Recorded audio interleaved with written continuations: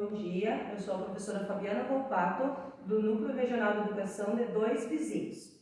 Então, o conteúdo escolhido para a nossa aula é tipos de sujeito, é um conteúdo para o 8º ano. Então, o nosso objetivo da aula é ler fragmentos de textos, identificar em textos lidos ou de produção própria os sujeitos da oração. Então, para início de conversa, eu gostaria de saber de vocês. Vocês sabiam o que é um sujeito? Toda oração tem um sujeito? E quais são os tipos de sujeito? Então, para entender os tipos de sujeito, nós precisamos retomar um pouco. Então, os verbos, eles vão indicar uma ação. E o sujeito é quem vai fazer ou sofrer essa ação. Ou os dois simultaneamente, sofrer e fazer. Então, os verbos, eles flexionam em modo, tempo, voz, número e em pessoa. Essa flexão ele vai estar de acordo com os pronomes pessoais, que vai estar em primeira, segunda, terceira pessoa, tanto do singular como do plural. Então, sempre para conseguir identificar o sujeito, eu preciso encontrar o verbo e perguntar para esse verbo quem. Quando eu pergunto, eu acabo descobrindo quem é o meu sujeito. Por exemplo, Fabiana está explicando. Quem está explicando? O meu verbo aqui, estar. Verbo estar. Quem está explicando? Fabiana. Então, quando eu tenho essa explicação, essa resposta, eu encontro o meu sujeito, certo? Então, quais são os tipos de sujeito? Então, nós temos o sujeito simples, sujeito composto, sujeito oculto, indeterminado e inexistente. Então, o sujeito simples é aquele que vai ter um núcleo apenas e vai estar exposto. Então, por exemplo, os homens destroem a natureza. Lembra de perguntar quem é o verbo. Quem destrói a natureza? Os homens.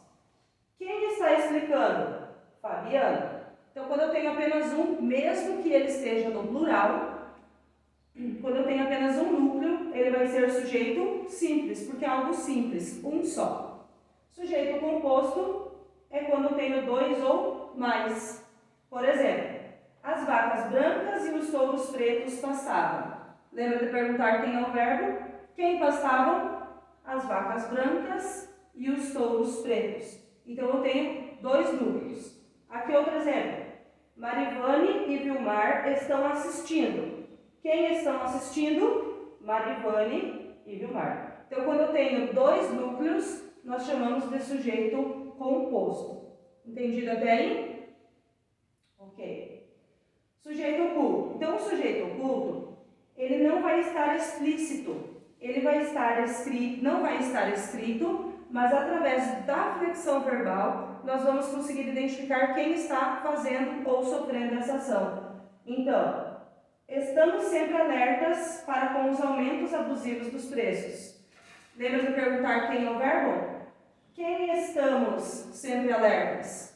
Não tem escrito. Quando eu não tenho escrito, mas eu consigo identificar que quem estamos é nós chamamos de sujeito oculto. Diferente do sujeito inexistente, porque no sujeito inexistente também não vai ter o sujeito no início. Porém, nós não vamos conseguir identificar. Então, no inexistente ele não tem. E no sujeito oculto ele não vai aparecer na escrita, mas ele vai estar implícito. Então, aqui, por exemplo, estou nervosa. Quem estou?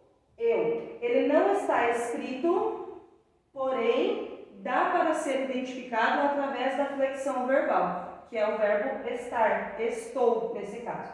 Como eu comentei, né? Nós precisamos sempre perguntar quem ao verbo. Quem estou? Eu. Mas o eu não está escrito. Se ele não está escrito, ele é um sujeito oculto. Sujeito indeterminado é aquele que não aparece explícito, mas ele é possível ser determinado. Mas sem saber se está no feminino ou no masculino, sem saber quem é esse sujeito. Por exemplo, dizem que a família está falindo. Quem dizem? Alguém diz, mas nós não conseguimos identificar quem que é, se é feminino, se é masculino, se é uma pessoa ou se não é. Então, dizem que a família está falindo. Nós não conseguimos. Precisa-se de mão de obra. Quem precisa-se? Alguém precisa, mas nós não conseguimos identificar quem é esse alguém. Então, quando nós não conseguimos identificar se é homem, se é mulher, se é coisa, se é objeto, nós colocamos como sujeito indeterminado. Por exemplo, falam sobre você. Quem fala? Alguém fala, mas nós não conseguimos identificar. Então, sujeito indeterminado. E por último, sujeito inexistente, também chamado como oração sem sujeito. Eles são para verbos que não correspondem a uma ação.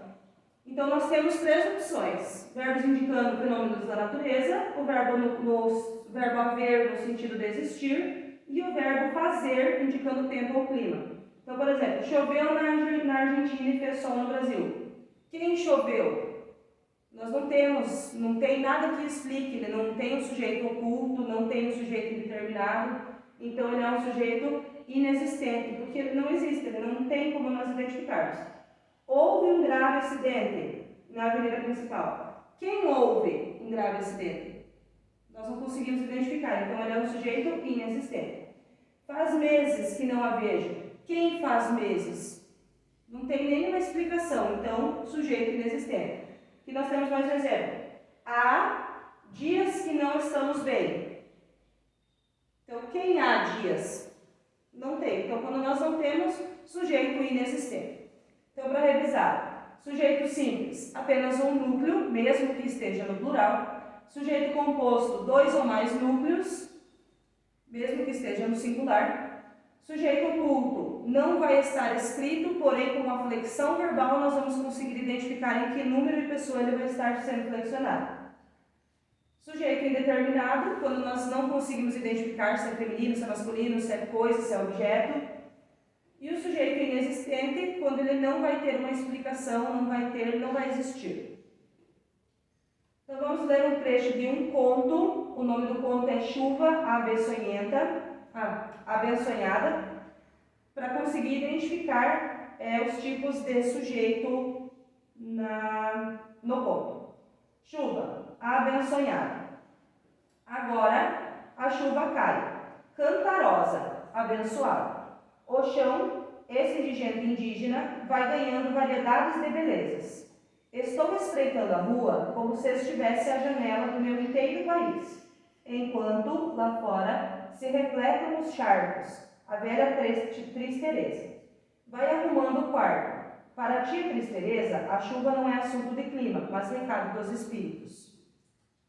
Então, nós temos aqui duas frases para conseguir identificar. A pergunta é a seguinte: qual dos dois trechos há uma identificação explícita do sujeito da frase?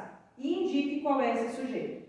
Então, a primeira frase diz assim: agora a chuva cai, cantarosa, abençoada. A segunda frase: estou espreitando a rua como se estivesse à janela do meu país, do meu inteiro país. Então, qual das duas tem uma identificação explícita? Lembra de perguntar quem é o verbo, né? Agora a chuva cai. Quem cai, cantarosa, abençoada? A chuva. Na segunda, estou espreitando a rua como se estivesse à janela do meu inteiro país. Quem estou? Eu. Mas o eu aqui, ó, como vocês podem observar, ele não está escrito. Então, ele não está explícito, ele está implícito. Então, quando eu tenho o implícito aqui na pergunta está pedindo a explícita, vai ser a resposta à primeira frase. Então, o que nós estudamos hoje? Nós lemos um trecho do conto Abençonhada e identificamos os termos que constituem as orações, no caso, os tipos de sujeito. De escritores envolvidos para estabelecer relações entre partes de um texto, identificando repetições e substituições que contribuem para a continuidade do texto. Se vocês tiverem alguma dúvida, é só perguntar. Até a próxima aula.